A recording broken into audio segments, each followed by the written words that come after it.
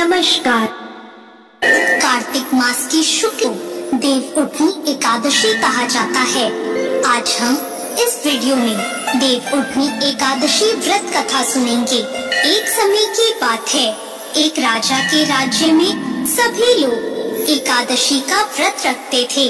प्रजा और नौकर चाकरों से लेकर उन तक को एकादशी के दिन अन्न नहीं दिया जाता था।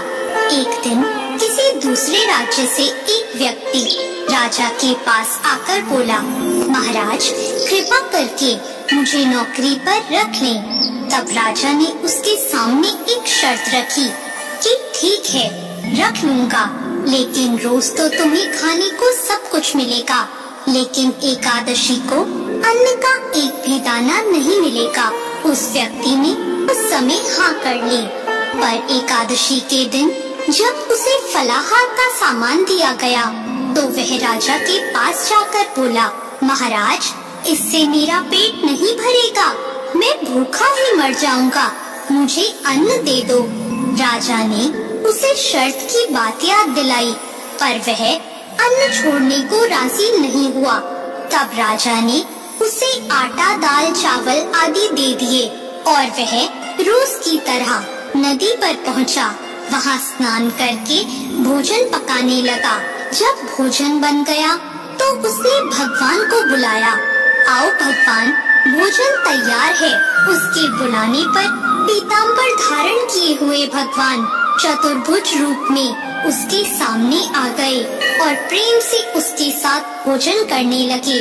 भोजन करने के बाद भगवान अंतर्ध्यान हो गए और वह अपने काम पर चला गया। 15 दिन बाद अगली एकादशी को वह राजा से कहने लगा, महाराज मुझे दुगना सामान दीजिए। उस दिन तो मैं भूखा ही रह गया। जब राजा ने इसका कारण पूछा तो उसने बताया कि मेरे साथ भगवान भी खाते हैं, इसलिए हम दोनों के लिए ये सामान पूरा नहीं पड़ता। यह सुनकर राजा को बहुत आश्चर्य हुआ। वह बोला, मैं नहीं मान सकता कि भगवान तुम्हारे साथ खाते हैं। मैं तो इतना व्रत रखता हूँ, पूजा करता हूँ, पर भगवान ने मुझे कभी दर्शन नहीं दिए। राजा की बात सुनकर वह बोला, महाराज यदि विश्वास न हो तो मेरे साथ चलकर देख लो। राजा एक पेड़ के पीछे छुपकर बैठ गया। उस व्यक्ति ने भोजन बनाया और भगवान को शाम तक पुकारता रहा, परंतु भगवान नहीं आए। अंत में उसने कहा, हे भगवान, यदि आप नहीं आए तो मैं कर अपने प्राण त्याग दूंगा। लेकिन फिर भी भगवान नहीं आए।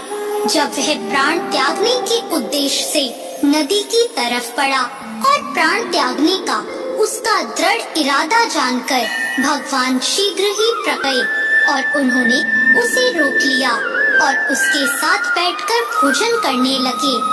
खा पीकर और उसे अपने विमान में बिठाकर अपने साथ अपने धाम ले गए।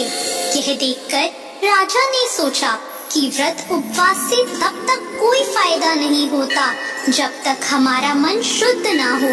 इससे राजा को ज्ञान मिला। वह भी सच्चे मन से व्रत और उपवास करने लगा। अंत में स्वर्ग को प्राप्त हुआ।